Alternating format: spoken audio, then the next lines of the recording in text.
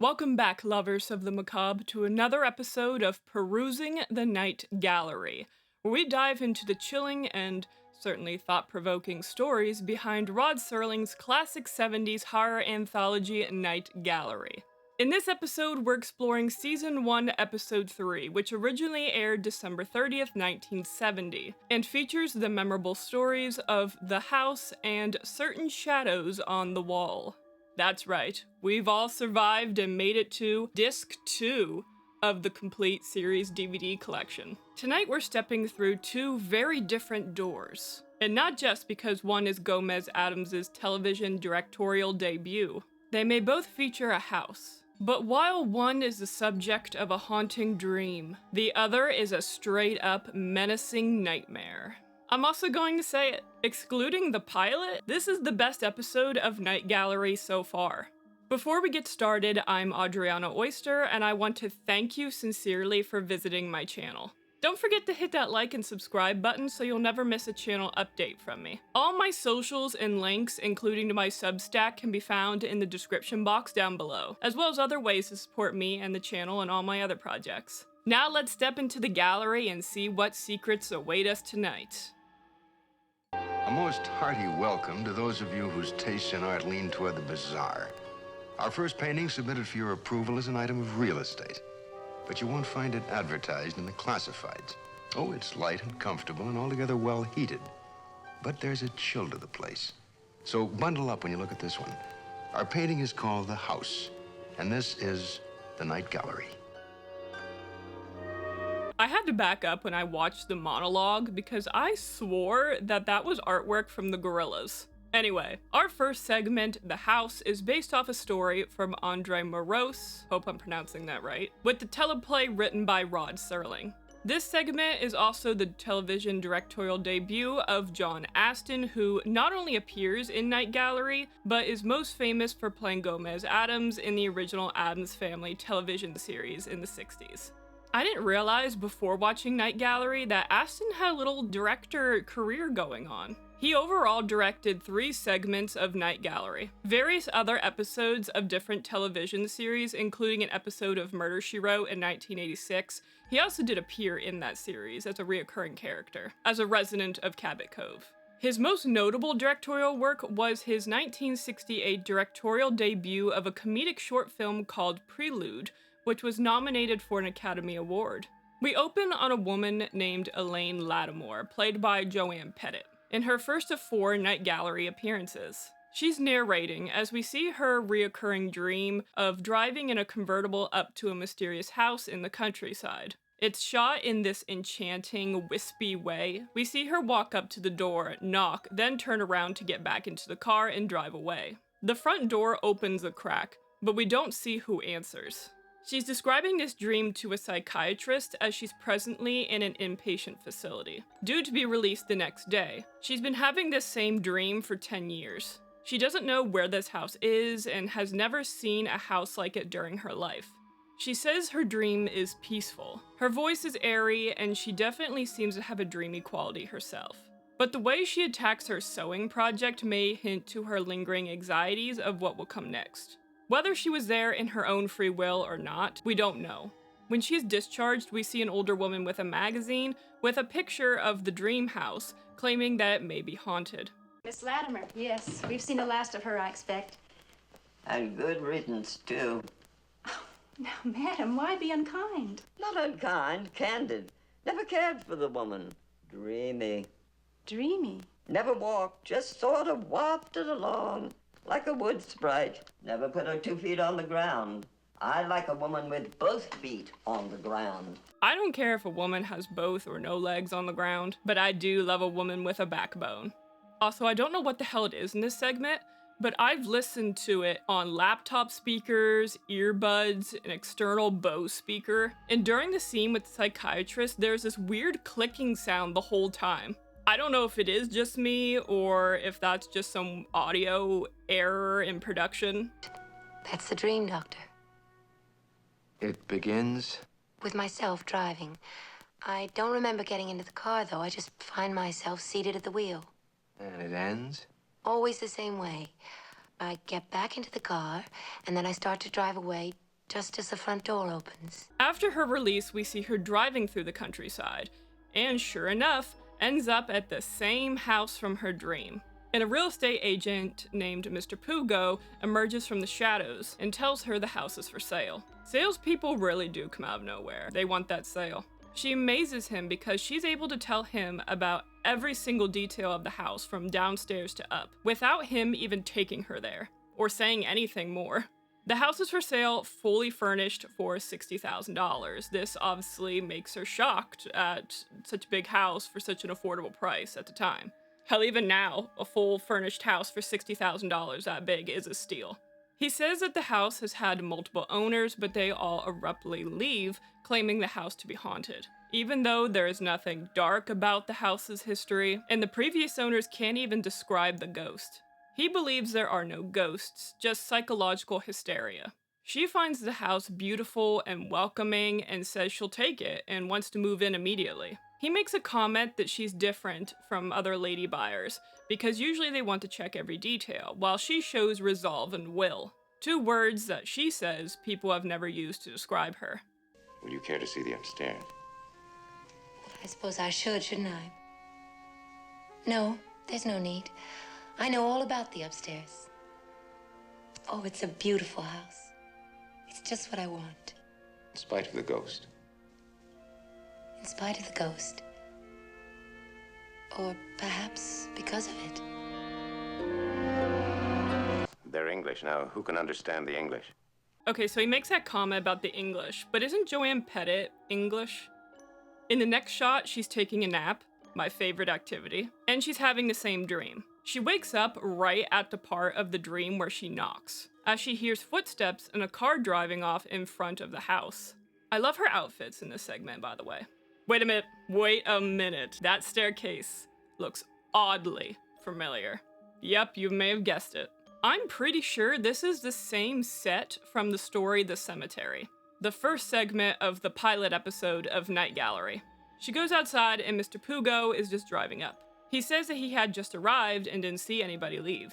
She tells him that the house is haunted. She doesn't know how to explain it, but she's waiting for something to happen.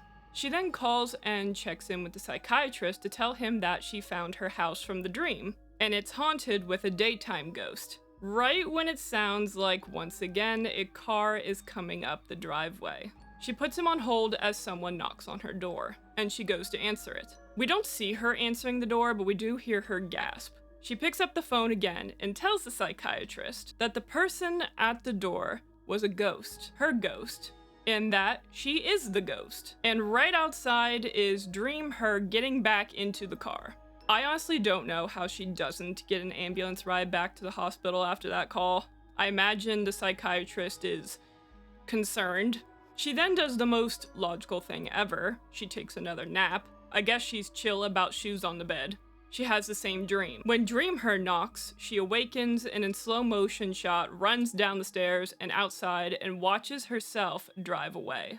Can we acknowledge for a moment how annoying it would be though for this to be your ghost? That you're constantly driving up the driveway, slamming on the door, and then just going back in the car and driving away. How are you supposed to take these naps uninterrupted? The answer is you can't, clearly. Okay, this isn't a bad ending. It's not. It definitely makes you think. I've thought about this ending frequently. And the best that I can come up with, at least for me, is that... well, she was in inpatient care because of her mental health. She had anxieties about going back into the real world. She found comfort in this house. So her haunting, it means she's imprinted on it?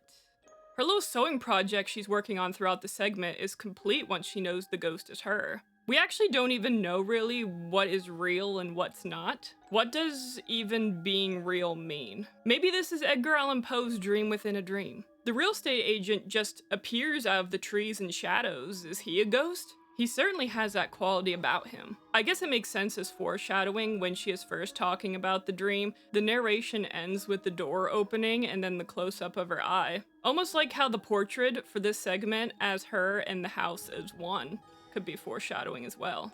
You know what? I'm doing it. I have to. I'm turning to the original text. One of the things that Rod was always good at was writing adaptations based off other stories. Take the original 1931 story of the house from the French writer Moreau. It's only about 800 words. While it's great as a literary piece, it's pretty sparse for television. So Rod had to create the inpatient story and the characters of the real estate agent and the psychiatrist and the older lady with the nurse. Even a name for Elaine, because in the story, she's unnamed.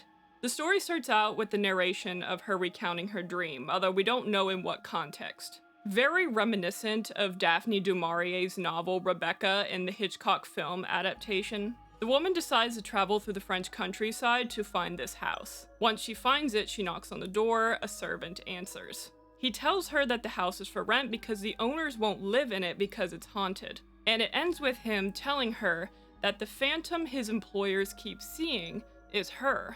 In context with the story, I continue to lean more into the imprinting theory. Perhaps this ending represents how us as beings can transcend reality and dreams, and we can leave our imprint on places and things even from a different place, even from a different time. And there's always a part of ourselves that we can't quite reach. And I may be onto something here, because upon my research, I learned that the writer of this original story has stated that his work is to suggest that his unnamed protagonist was driven from her body during an illness and able to haunt the house as an astral specter. John Astin later said about Serling's writing of the segment that he felt that the story had a lot to say about who we are. It deals with identity. Are we our own ghosts? But Rod felt that his script let people down and that it may have been too ambiguous, which Astin disagreed with.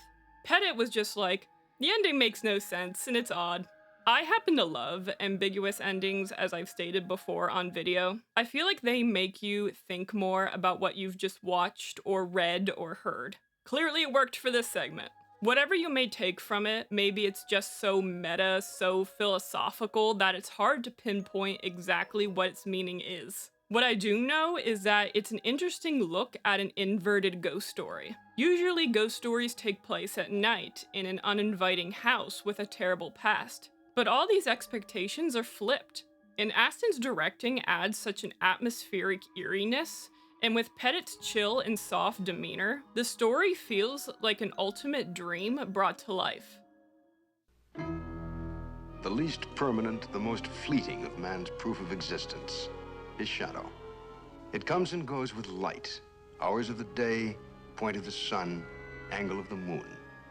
It is a quickly daubed and imperfect outline of a certain object at a certain given moment.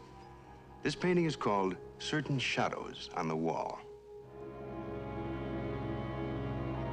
The story Certain Shadows on the Wall is based off the story The Shadows on the Wall by Mary E. Wilkins Freeman. The director for this segment, Jeff Corey, was a director and actor who in 1951 was blacklisted from acting in Hollywood for 12 years for refusing to identify fellow actors and associates as communists after attending Communist Party meetings in the 1930s. Damn, okay. During this time, he became a respected acting coach. His most notable work includes roles in 1969's True Grit, 1969's Butch Cassidy and the Sundance Kid, 1970's Beneath the Planet of the Apes, and 1970's Little Big Man. I also saw that he played an uncredited crypt keeper in 1943's Frankenstein Meets the Wolfman. I'll always sneak Larry into a video. Also, the portrait for this segment looks interesting, certainly eerie. Light hitting a dark wall with a shadow on it. Okay. One more little thing. Yes, Agnes Moorehead appears in this segment. An amazing, versatile actress with 4 Oscar nominations and 2 Golden Globe wins. She appeared in 2 episodes of Night Gallery.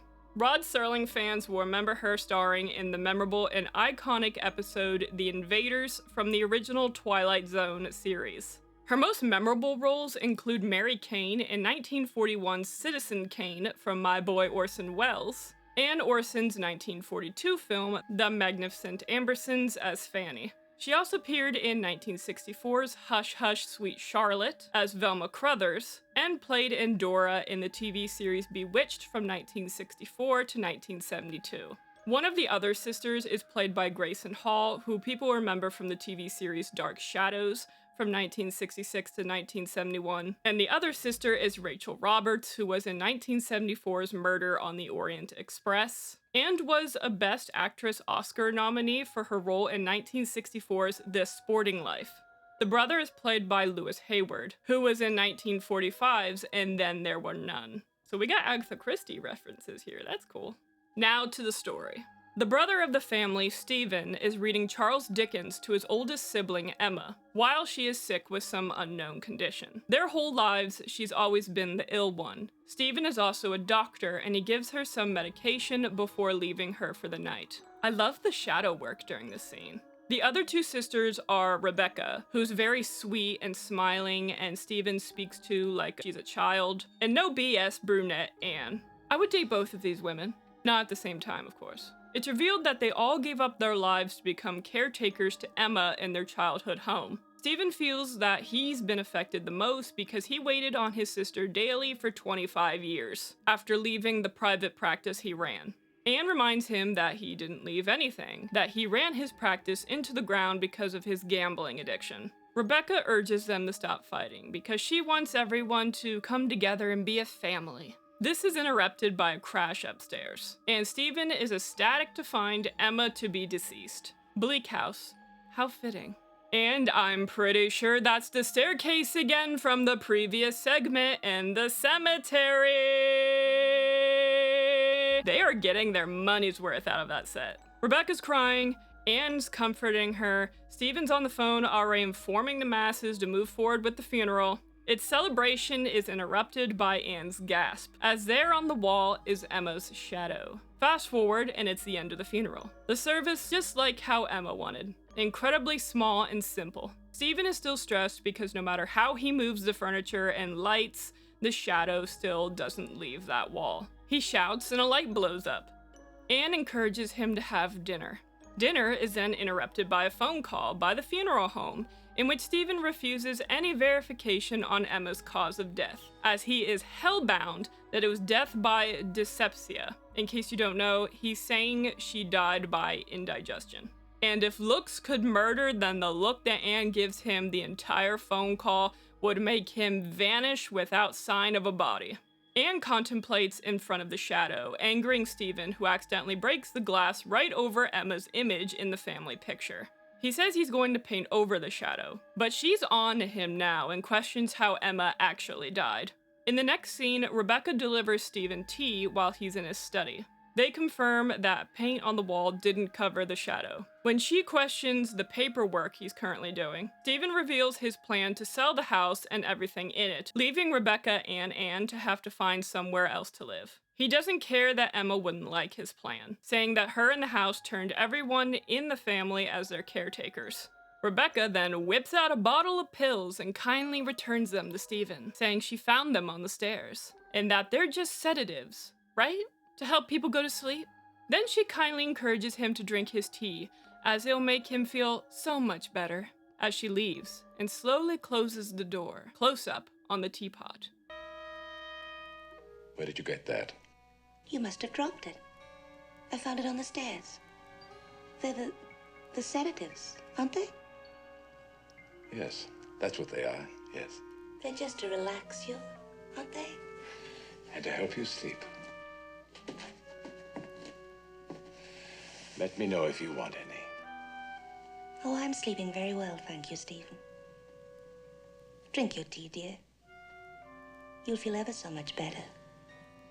Rebecca talks to Anne, saying she doesn't feel frightened by the shadow, though it's almost like a ghost in the house. She loved Emma alive, and she loves her dead as well. And then here comes this scene. We'll all get a good night's sleep tonight. Stephen, too. Why Stephen? Physician, heal thyself. Isn't that the phrase? He doesn't know it, but he's taking his own medicine. Becky, what do you mean? I found the pills. Stephen assured me they'd simply bring on relaxation and sleep. So I ground some of them up and put them in his tea. He's been so nervous, so irritable. He'll sleep tonight. Rebecca very creepily reveals to Anne that she put the drug he used to kill Emma into his tea. Anne's like, damn girl. Then weirdly enough, it actually gets heartwarming as they both reassure each other that they will always have each other. We shall miss Emma, Indeed we shall. but we have each other. But not Stephen. I'm afraid we shan't have Stephen, Anne. No, Becky, we'll not have Stephen. Well, that's lovely. In the next scene, Rebecca is singing and playing the piano while Anne sits and stares on. Rebecca asks if Stephen would know it was an accident. Sure, Jan. And Anne reveals that Stephen was slowly poisoning Emma with the drug, which Rebecca ended up giving him all in one hit. Rebecca feels happy, saying it feels like they're family again, as the camera pans over the room and back to the shadow, which has a new addition of Stephen reading Dickens to Emma. He will do in death what he did in life. I would still date either of these women. I love this story. The acting was awesome from the whole cast. Agnes Moorehead literally looks like death keeled over. Rachel Roberts should have done way more horror. I love this aspect of how Stephen looks and treats Rebecca like she's an idiot the entire time, doesn't even consider her, while she tries to please him. And this incredibly kind woman not only is the one who exposed him, but she may be actually more murderous than he was. Or maybe it's just all in the family. Roberts nails this perfectly. And Hall as the sister delivering all the stares and the jabs was so amusing. The music in the segment added to the dark atmosphere of various emotions. Did this story frighten me? No. I don't think any of the Night Gallery stories have frightened me so far, except The Cemetery, to an extent. And I'll admit, the story was a little predictable, although that doesn't make it bad. I love how it was executed. The story, for me, was fun. The characters really had me hooked to the very end. Something about the family drama and the other layers of this story was compelling for me. It made sense in the story for only Stephen to be disturbed by the shadow. The sisters loved their other sister. He just wanted her to die. I understand that there are people who aren't loving these Night Gallery endings, especially in this episode. A normal criticism of the series is these segments can have phenomenal plot concepts, but end up not delivering. So, like some of Stephen King's works. Please don't hate me, I do love Stephen King. I still have respect for Stephen King. Really, every writer experiences that, including me. You can't please everyone, but you have to make sure you please yourself. So all in all, this is a story about a family coming together. And isn't that sweet? I'm so glad. We're a family again.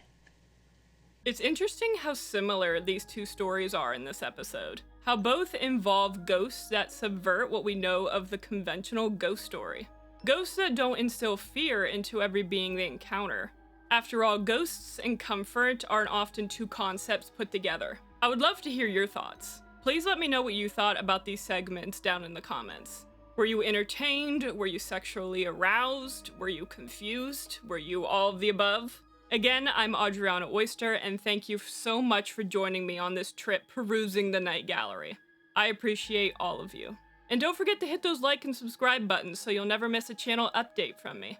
All my social links, including to my Substack, can be found in the description box down below. Please feel free to check those out. I post a lot of other content. There are also many other ways to support me, the channel, and all my other projects. Again, thank you so much, and until next time.